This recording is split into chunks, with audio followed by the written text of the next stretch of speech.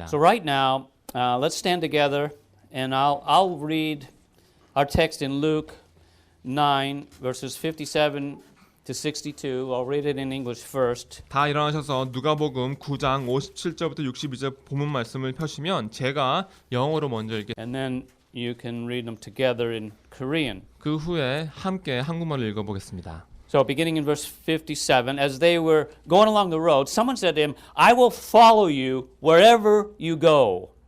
And Jesus said to him, Foxes have holes, and birds of the air have nests, but the Son of Man has nowhere to lay his head. But to another he said, Follow me. But he said, Lord, first let me go and bury my father. Jesus said to him, Let the dead bury their own dead. But as for you, go and proclaim the kingdom of God. And yet another said, I will follow you, Lord, but let me first say farewell to those at my home. And Jesus said to him, No one who puts his hand to the plow and looks back is fit for the kingdom of God. 길 가실 때 혹이 여짜오되 어디로 가시든지 저는 조추리이다. 예수께서 가라사대 여우도 굴이 있고 공중의 새도 집이 있으되 인자는 머리 둘 곳이 없도다 하시고 또 다른 사람에게 나를 조치라 하시니 그가 가로되 나로 먼저 가서 내 부친을 장사하게 허락하옵소서. 가라사대 죽은 자들로 자기의 죽은 자들을 장사하게 하고 너는 가서 하나님의 나라를 전파하라 하시고 또 다른 사람이 가로되 주여 내가 주를 좇겠나이다. 나로 먼저 내 가족을 작별케 허락하소서. 예수께서 이르시되 손에 쟁기를 잡고 뒤를 돌아보는 자는 하나님의 나라에 합당치 아니하니라 하시니라. Great. 아멘. Have a seat. Put your finger in your place there. Close your Bibles for a moment so we can kind of go over the main facts here. 오늘 본문 말씀에 표시를 하시고 잠시 성경을 덮으셔서 오늘 말씀의 핵심 사실들을 복습해 보겠습니다. So how many men did Jesus interact with? 예수님께서 몇 명의 사람과 이야기 나누십니까? 3. And what was the topic of discussion? 또 그 이야기의 주제는 무엇이었습니까? Following Jesus, right. And to what lengths did the first man say he would go to follow Jesus? 첫 번째 남자는 어디까지 예수님을 따르겠다고 했습니까? Wherever. Wherever, yeah. Man, I'll go wherever you want. Did Jesus believe him? 예수님이 그 말을 믿으셨습니까? No, I don't think so. I mean, Jesus knew what was in the heart of every man, right? 예수님은요 모든 사람의 마음을 다 아시죠.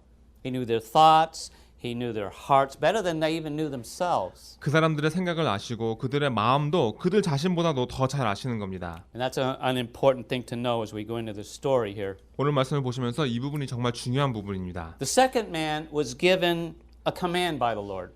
이번에는 주님께서 두 번째 남자에게는 명령을 하십니다. Very brief, to the point. 아주 간단하게 핵심만 딱 What 말씀하시죠. did he say? 뭐라고 말씀하십니까? Follow me. Just 2 words. Follow me. 나를 따르라 하셨죠. 두 마디 말씀하십니다. Now, without any analyzing, you life group members here, why didn't the man want to follow Jesus at that time, according to the text? 자, 오늘 말씀해 보시면 분석하지 마시고요. 이 남자가 예수님을 따르지 않은 이유가 무엇이라고 쓰여 있습니까? 말씀에 나온 그대로 보시면요. Bury his father. 아버지를 장사해야 한다고요. Right. He wanted to bury his father first. 자기 아버지를 먼저 장사 지내야 한다고 했습니다. Now, does that sound like a reasonable request? 아주 합당한 그런 이유 아닙니까? Yeah, of course, right? 물론 그렇습니다.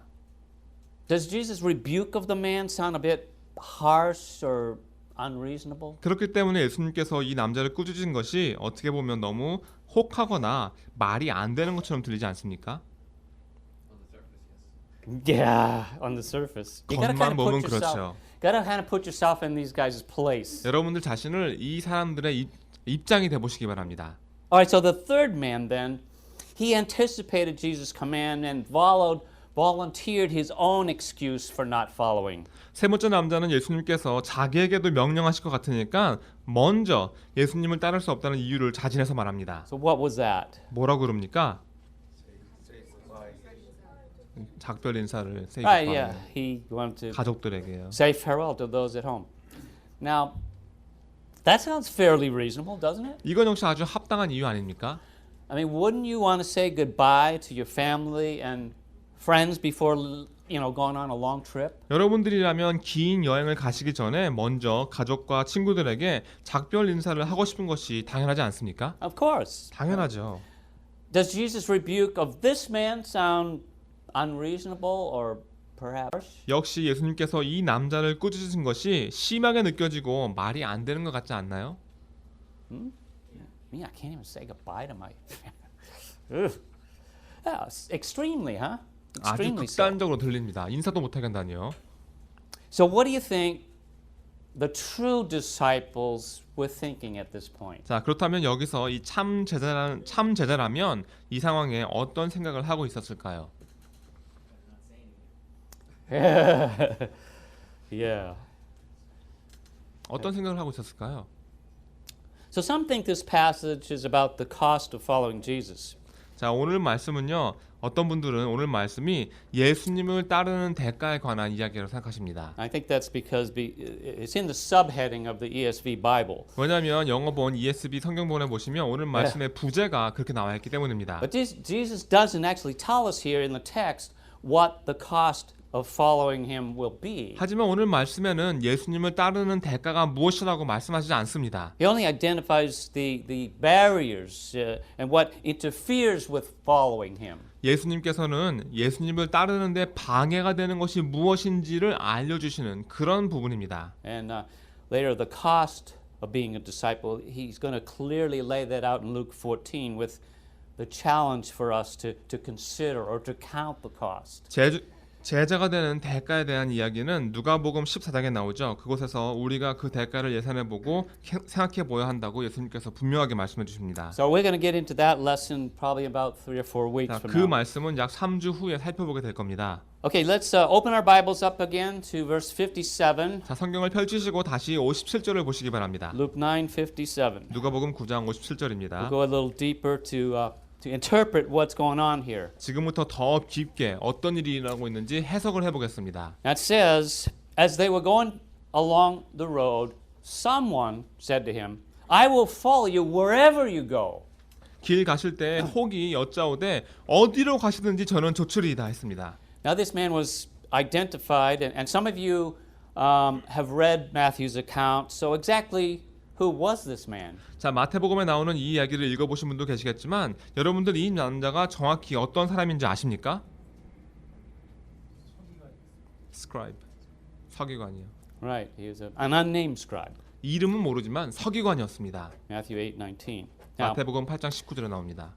these highly educated Jewish scribes were they were the experts of the law. 자, 고등 교육을 받은 유대인 서기관들은 율법 전문가들입니다.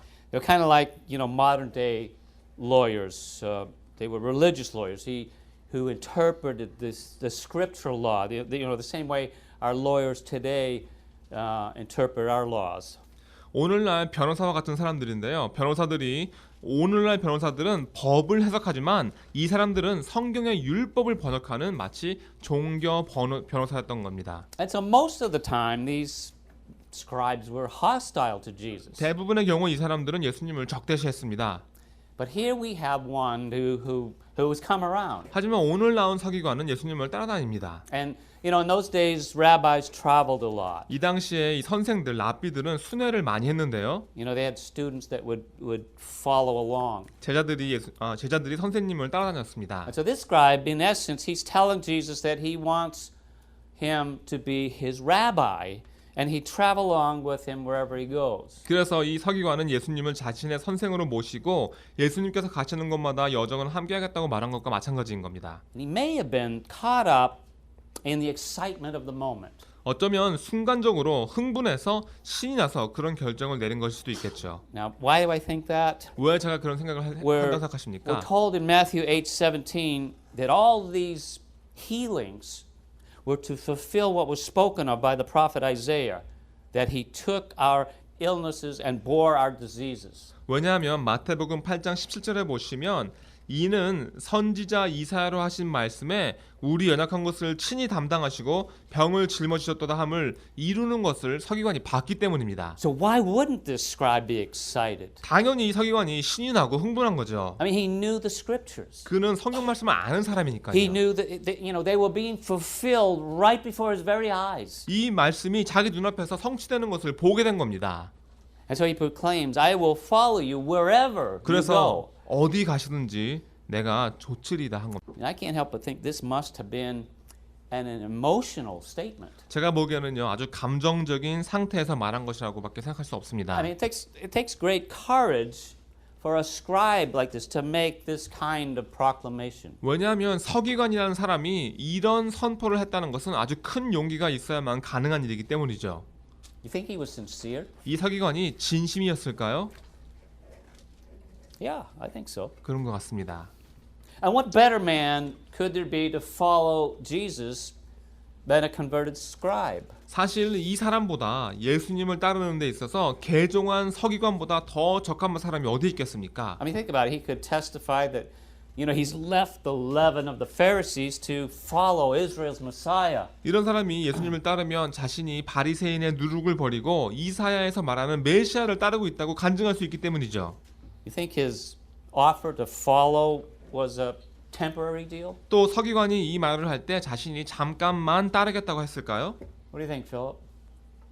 You think Jesus should have taken him up on his offer? 예수님께서 이 남자의 요구를, 이 남자의 조건을 받아들이셨다고 생각하십니까? Well, can we second guess Jesus? 아니면 여러분들 예수님의 동기를 의심할 수 있을까요? No, like I said, Jesus knows what's in this man's heart, doesn't he? 아니죠. 그럴 수 없습니다. 왜냐하면 예수님은 사람의 마음을 다 아시기 때문입니다. And as we've read in our previous story, Jesus wants his disciples to know right up front what is expected of them. 자, 전에 읽으셨던 이야기를 보시면 예수님께서 자기 제자들에게 어떤 것을 요구하시는지 그들이 분명히 깨닫기를 바라셨다는 것을 알 수 있습니다. And so this implies that this man doesn't fully understand what he's signing up for. 그런 말을 이미 한 상태였기 때문에 이 남자는 자기가 지금 어떤 일에 참여하려고 하는지를 완전히 깨닫지 못하고 있는 겁니다. What do you think he was expecting? 이 남자는 어떤 기대를 하고 있었을까요? Right? Remember, he was a scribe who knew the scriptures well. 이 남자는요 성경 말씀을 아주 잘 알고 있다는 점을 기억하시기 바랍니다. Right? He knew about the Messiah and his kingdom and the coming reign. 그는요 메시아가 오실 것이며 그의 왕국과 그가 지배하실 것을 잘 알고 있는 사람입니다.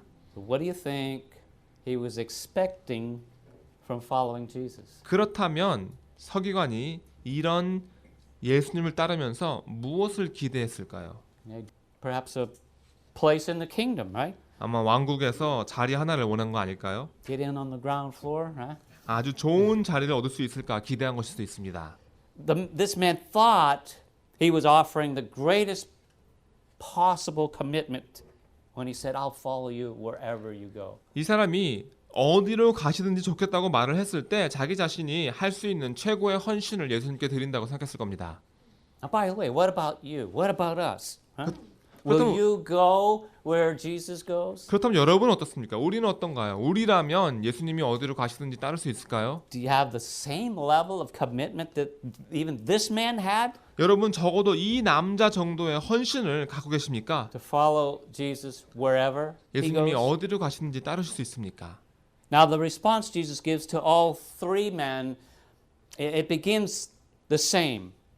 And Jesus said to him, 예수님은 이 세 명 다에게 영어로 보시면 똑같은 방법으로 말씀하십니다. 예수께서 가라사대입니다. and whenever you see the same phrase used three times, it's supposed to capture our attention. 말씀에서 예수님이 똑같은 문구를 3번이나 사용하신 것을 보신다면 그 말은 여러분이 무엇인가 신경을 쓰셔야 한다는 뜻입니다. So Jesus' words in all three cases were to reveal that there were false expectations, foolish priorities, and a very flimsy commitment. 이 세 가지 경우 다 예수님의 말씀은 그들이 가지고 있던 잘못된 기대와 어리석은 우선순위와 그리고 아주 보잘것없는 헌신을 갖고 있다는 것을 그들에게 나타내 보이십니다. The first guy had false expectations. 첫 번째 남자는 잘못된 기대를 가지고 있었습니다. Jesus exposed them as only he could do.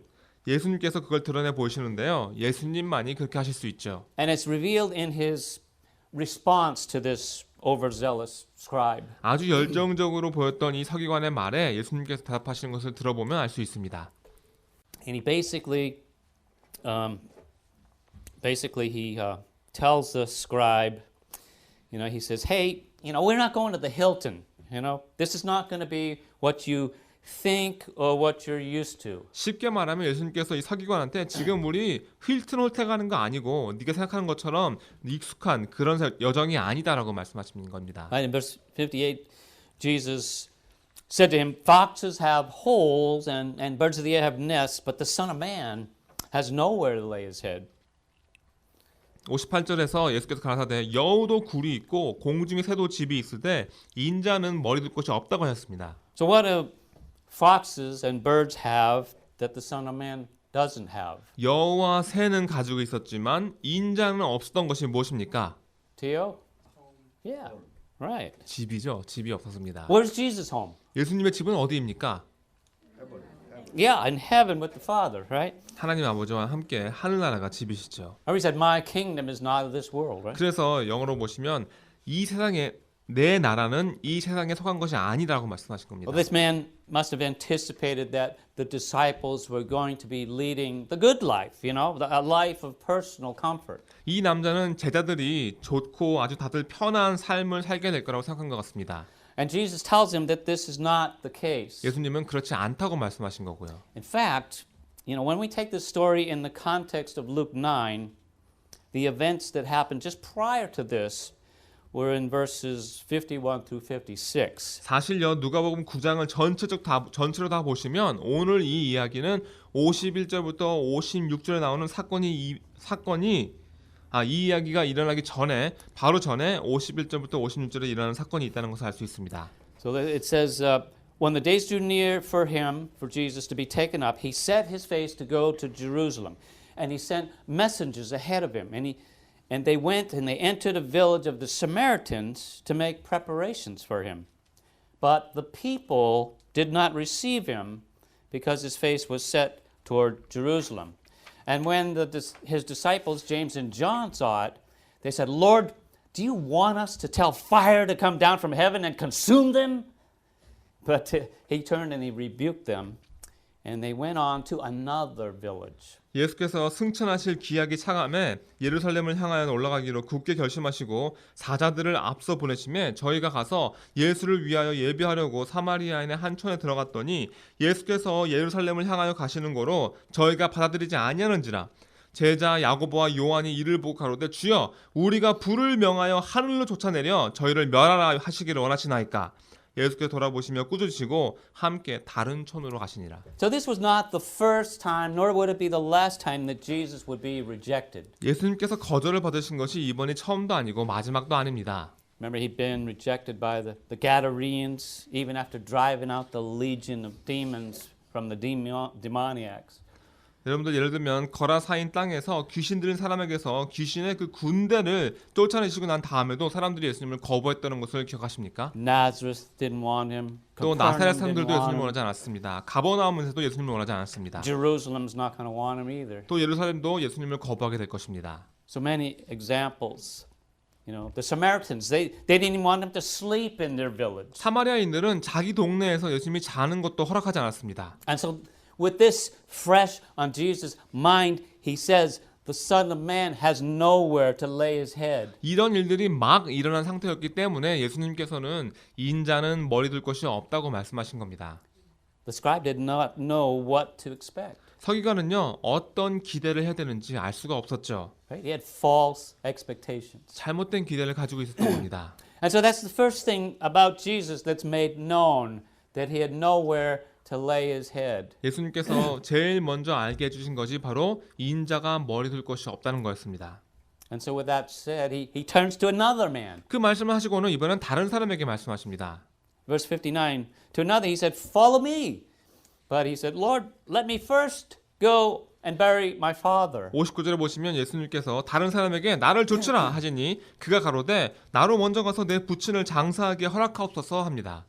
What was this man's first priority? 이 남자의 최우선순위는 무엇이었습니까? His father, right? 장사지는 아버지가 최우선순위였죠. Now, do you think this man's father's body is just laying around, decaying, waiting for burial? 그렇다면 지금 이 사람이 이런 말을 한 이유가 장사를 지냄을 못 받아서 아버지의 시체가 아무렇게나 놔둔 썩어가는 상태였다고 생각하십니까? I mean, seriously, do you think this man is just there with Jesus, ignoring the imminent burial duties of his deceased father? 지금 이 남자가 아버지가 돌아가시고 난 다음인데 예수님과 함께 하느라고 이 장사를 지내야 되는 임무를 저버리고 있다고 생각하십니까? Of course not. You know, he 절대 would 아니죠. not be an honorable man if he did that, 만약에 그런 식으로 했다면 이 사람은 정말 불명예스러운 사람이었겠죠. because they had to bury them the same day. 왜냐하면 그 당시에는 사람이 죽으면 그날 당장 장사를 지내야 했기 때문입니다. So the fact is, his father's not dead yet. 실제로요, 이 남자의 아버지는 죽은 상태가 아니었습니다. But more than that, there was actually an idiom in the Middle East at that time. 또 여러분들 그 당시에요, 이 중동 지방에는 이런 관용구가 있었습니다. They said, I must bury my father. 사람들이요, 내 아버지를 장사 지내야 합니다라고 말했다는 것은요, And when they said that, it meant that the person must stay at home until his father died so he could take care of the estate and bring it to a closure. 그렇게 말했을 때는 아버지가 죽을 때까지 집에서 기다려야 한다는 말입니다. 그래서 아버지가 죽고 난 다음에 아버지의 재산을 잘 나누고 사후 정리를 해야 한다는 뜻입니다. And this would be especially true of the firstborn, right, who would receive that double portion of the inheritance. 게다가 아버지 재산 중에서 다른 아들에 비해서 2배를 받는 첫째 아들이라면 더더욱 그렇죠. Now, John MacArthur nicely describes how this man was probably thinking. 잔 맥갈더라는 분이 이 사람이 지금 어떤 생각을 하고 있었을지 아주 친절하게 설명해 줍니다. He says, quote, 이렇게 말합니다. I'll follow you someday when my father's dead and I've gotten what I need. 나중에 따라가겠습니다. 제 아버지가 돌아가시고 난 다음에 제가 필요한 것들을 다 받고 나면 가겠습니다. Look, I've lived too long to leave now without my inheritance. 생각해 보세요. 제가 아직까지도 아버지의 유산을 받지 못하고 지금 떠나기에는 너무 오래 기다렸습니다. I'll follow you, but I was just listening to the conversation you had with that guy, and you said that you don't have anywhere to lay your head. 제가 따라갈 겁니다. 하지만 방금 저 친구랑 얘기하는 걸 들어보니까 예수님은 머리 두실 것도 없다고 하셨죠? The resources are meager here. 지금 여기에 자금이 부족하다는 뜻입니다. I mean, you can't promise us anything. No prosperity gospel here. So I think it would be better for me if I just hung around and I waited till I got what I've been waiting for all these years. 저한테 지금 아무런 약속도 못 해주시는 거잖아요. 기복 복음도 아니고요. 여기서 아무리 생각해봐도 제가 조금 더 기다리다가 그동안 기다려왔던 것을 받는 것이 나을 것 같습니다. I'll pad my pockets and I'm in a good fallback position, you know, if things don't work out. 제가요, 이 주머니를 잘 채워놓고 예수님 일 잘 안 풀릴 때 저에게 도움을 요청할 수 있게끔 하겠습니다. Unquote. So, what was this man's main problem? 자, 이 남자가 가지고 있는 가장 큰 문제는 무엇이었습니까? Priorities, yeah. 우선순위가 잘못되어 있는 겁니다. Yeah, it was priorities. They're temporal and foolish, 아주 right? 잠시뿐이고 어리석은 우선순위를 가지고 His 있었습니다. mind was not on God's eternal kingdom. 그는요, 하나님의 영원한 왕국에는 아무런 관심이 없었던 겁니다. It was on the world and the wealth and those things around him and, you know, what he could get from it. 자기 주위에 있는 세상과 그 부와 세상에서 자신이 얻을 수 있는 것들에만 신경을 썼던 겁니다. And I believe that's why Jesus' answer to him was twofold. 그래서 저는 예수님께서 이 사람에게 두 가지로 답을 하셨다고 생각합니다. Look at verse 60. 60절을 보시기 바랍니다. Jesus said to him, "Leave the dead to bury their own dead, but as for you, go and proclaim the kingdom of God." 60절에서 가라사대 죽은 자들로 자기의 죽은 자들을 장사하게 하고 너는 가서 하나님의 나라를 전파하라. Now he's not talking about zombies here, Dan. Zombies burying their own dead. 예수님 여기서 좀비에 대해서 말씀하시는 거 아니죠? 현기군, 좀비가 죽은 자를 장사하는 게 아닙니다. What is he saying here? 무슨 말씀을 하시는 겁니까? How can the dead bury the dead? 아니 어떻게 죽은 자들이 죽은 자를 장사할 수 있습니까? I mean, who is the dead that are going to be doing this? 여기서 말하는 burying? 이 장사를 지내는 죽은 자들이란 누구일까요? Unsaved, spiritually dead. Right, yeah, the spiritually 영적으로 dead. 죽은 구원받지 못한 사람들입니다. Now, if you remember in Ephesians 2, Paul starts out describing our spiritual condition before God, and he said that we were dead. 에베소서 2장에 보시면 바울이 하나님 앞에 우리가 하나님 앞에 나오기 전에 죽은 자들이었다고 영적인 상태로 영적으로 죽은 자들이었다고 We were dead in our trespasses and sins. 우리의 죄와 허물 속에 죽은 자들이라고 말합니다. In other words, we were separated from God. 다시 말하면 하나님으로부터 갈려져 있는 상태였던 겁니다. And in Revelation 20 verse 12, the dead are mentioned again. 또 계시록 20장 12절에 보시면 이 죽은 자들에 대한 얘기가 나옵니다. So then I saw the dead, great and small, standing before the throne, and books were opened. And then another book was opened, which is the book of life. And the dead were judged by what was written in the books, according to what they had done. 계시록 20장 12절에 보시면 또 내가 보니 죽은 자들이 물온대소하고 그 보좌 앞에 섰는데 책들이 펴 있고 또 다른 책이 펴졌으니 곧 생명책이라 죽은 자들이 자기 행위를 따라 책들에 기록된 대로 심판을 받으니. So the spiritually dead are the unsaved dead. 영적으로 죽은 자들이란 구원받지 못한 자들이죠. They're dead to God. 하나님에 대해 죽은 자들입니다. There's no spiritual life in them. 그들 안에는 영적인 생명이 없단 말입니다. And neither are they in the book of life. 또 생명책에도 그들의 이름은 적혀 있지 않죠. Are you in the book of life? 여러분은 생명책에 적혀 있습니까?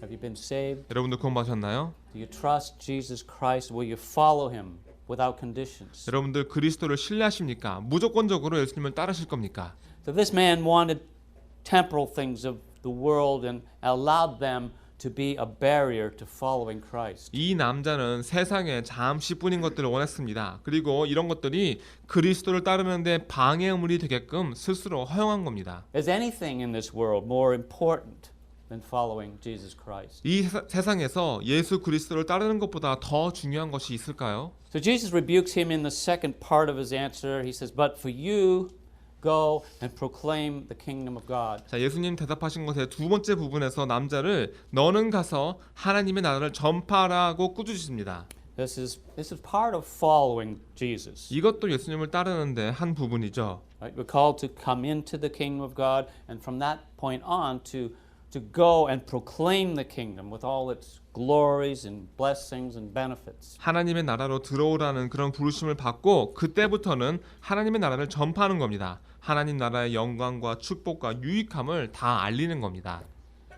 So the first man had false expectations. 자, 첫 번째 남자는 잘못된 기대를 했고요. The second man had foolish priorities. 두 번째 남자는 어리석은 우선순위를 가지고 있었습니다. The third man had a flimsy commitment. 그리고 세 번째 남자는 보잘것없는 헌신을 했습니다. Look at verse 61.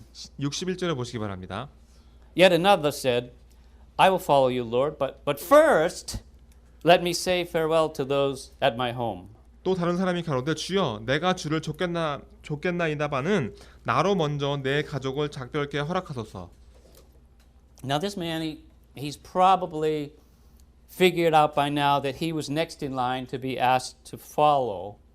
So he figures he has a better excuse than the last guy. 자, Right? 아마도 이 남자는 예수님이 따라오라고 자기가 다음번에 그 말을 들을까봐 아예 자기보다 전 사람보다 더 좋은 핑계를 대야겠다고 생각한 것 같습니다.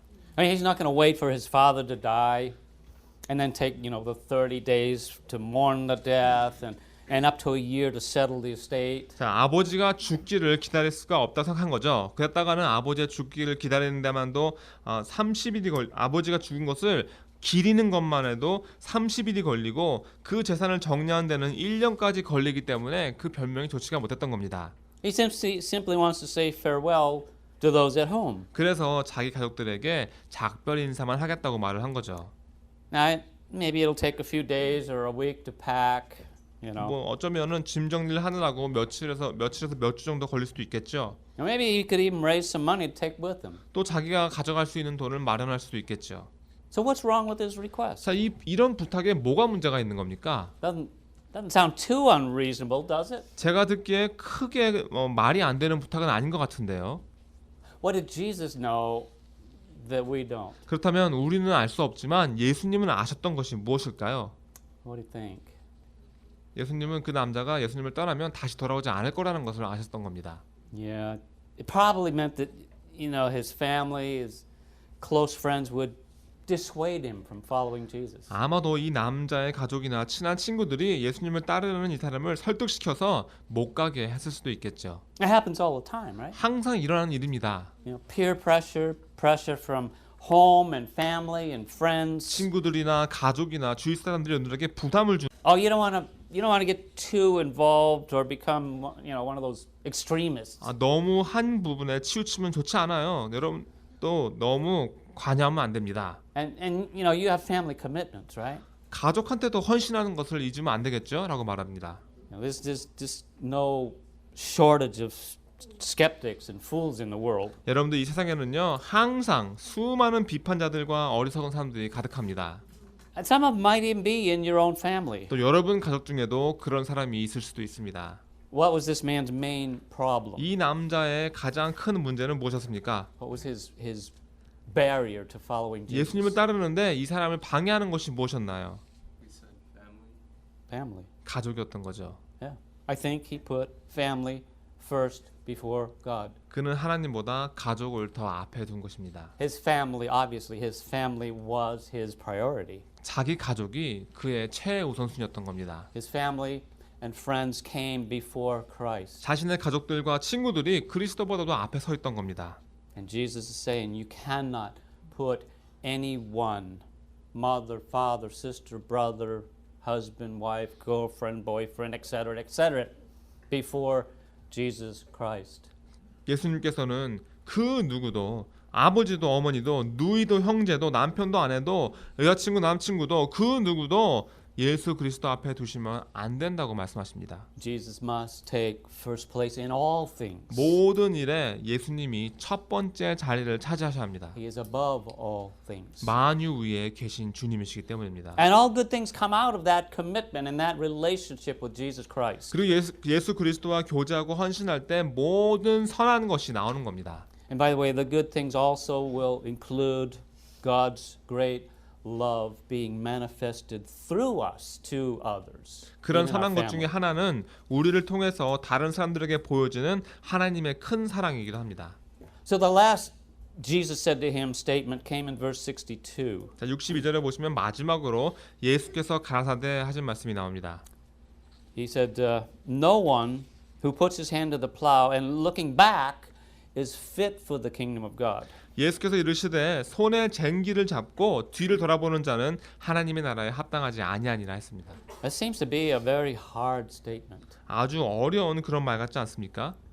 Right? And Jesus is known for his difficult sayings. 실제로 예수님께서는 이런 어려운 말씀으로 유명하셨습니다. What does this statement imply? 이 말씀의 의미는 무엇일까요?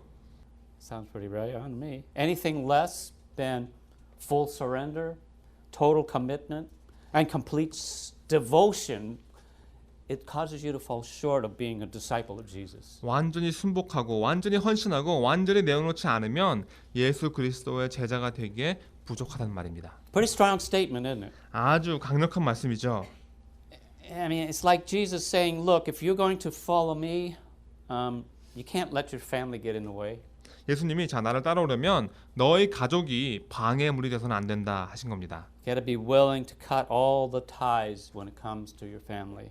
가족 문제라면 연결되어 있는 모든 것들을 다 끊을 수 있는 그런 마음을 가지고 있어야 한다. So bottom line, no one can get in the way of your relationship with Christ. 핵심은 그리스도와 하는 그리스도와 하는 여러분의 교제에 그 누구도 방해할 수 없단 말입니다. No person, no thing can come between you and the Lord. 그 누구도 그 무엇도 여러분과 주님 사이를 가로막으면 안 됩니다. Now the saying that Jesus used was a kind of a takeoff from a proverb that was probably known in those days by a Greek poet named Hesiod in 750 BC. 자, 예수님께서 사용하신 이 말씀은 예전에 그런 이야기에서 나오는 말로 서기 75년 정도에 헤시오도스라는 그리스인 시인이 남긴 글이라 아마도 그 당시 사람들이 잘 알고 있는 내용이었을 겁니다. And we don't know exactly how it went or how it maybe even evolved over the centuries, but Hesiod wrote extensively about plowing. 자, 정확히 그가 어떤 글을 썼는지 또는 시간이 지나면서 그 글이 어떤 식으로 변천되었는지는 알 수 없지만 이 헤시오도스라는 사람은 쟁기질에 대해서 굉장히 많은 내용을 적었습니다. That was his thing. It was his family trade. 자기가 가장 좋아하는 주제였고 자신의 가족이 하는 일이었기 합니다. And his main point, written in a text that was titled Work and Days, was about procrastination. 그리고 이 사람이 쓴 일과 날들이라는 책의 요점은 일을 뒤로 미루는 버릇이었죠. He said, "Do not put your work off till tomorrow or the day after. For a sluggish worker does not fill his barn, nor one who puts off his work. Industry makes work go well, but a man who puts off work is always at hand grips with ruin." 이렇게 말합니다. 일을 내일이나 모레로 미루지 마세요. 게으른 일꾼은 마구간을 채워놓지도 않고 자기 일을 뒤로 미룹니다. 그러면 나라가 아무리 경기가 좋아서 일이 많아도 그런 사람은 항상 파산이라는 손잡이를 붙잡게 됩니다. So Jesus uses a variation of this thought and said, no one who, after putting his hand to the plow and looking back, is fit for the kingdom of God. 예수님께서 그 개념을 조금 다르게 사용하셔서 손에 쟁기를 잡고 뒤를 돌아보는 자는 하나님의 나라에 합당하지 아니하니라 하신 거죠.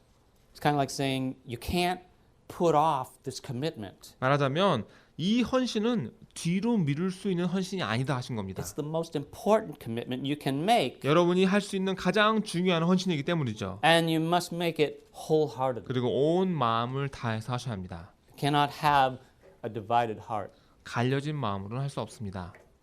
Do you? Do you have 여러분은 a divided 어떻습니까? heart? 여러분도 갈려진 마음을 갖고 계십니까?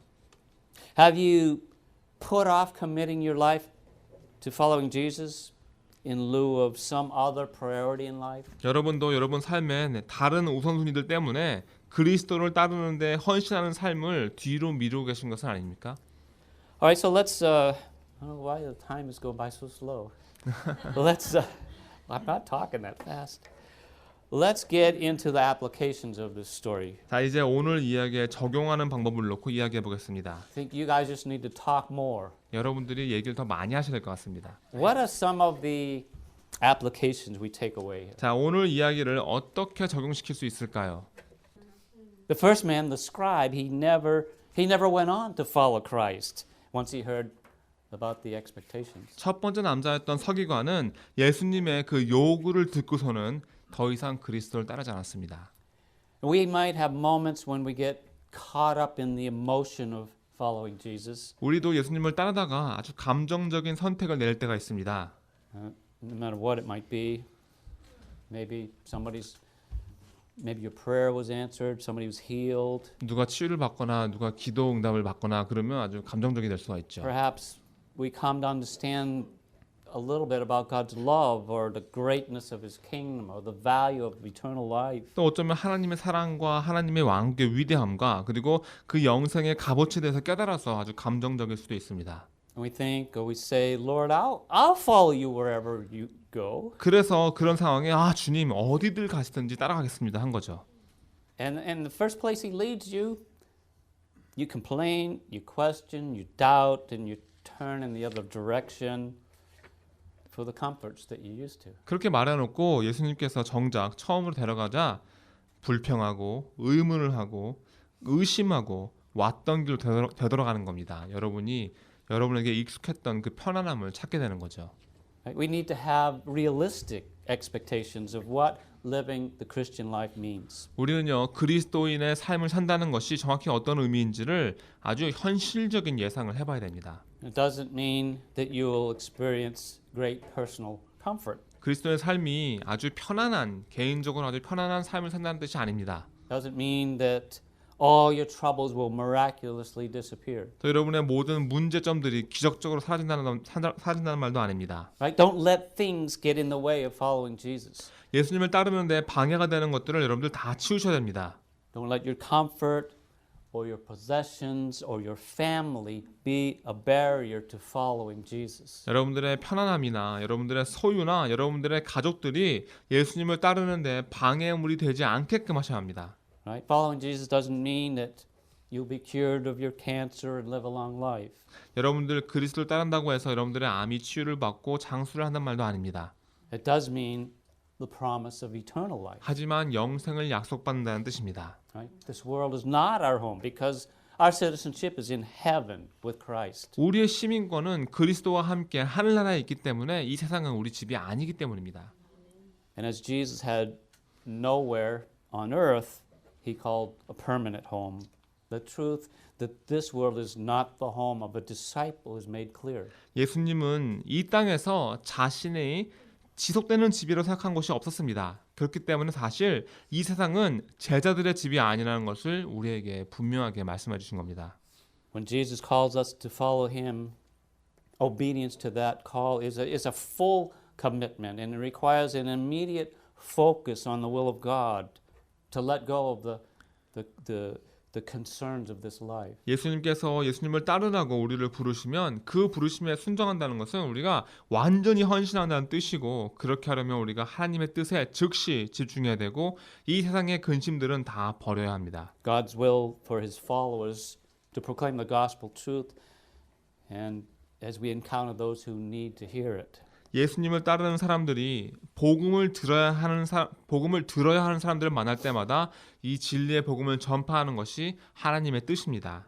So the follower of Jesus cannot have the same priorities he once had before following Christ. 예수님을 따르는 사람들은 그리스도를 따르기 전에 가지고 있던 우선순위를 계속해서 유지할 수 없습니다. Right? Things change, don't they? 왜냐하면 상황이 달라지기 때문이죠.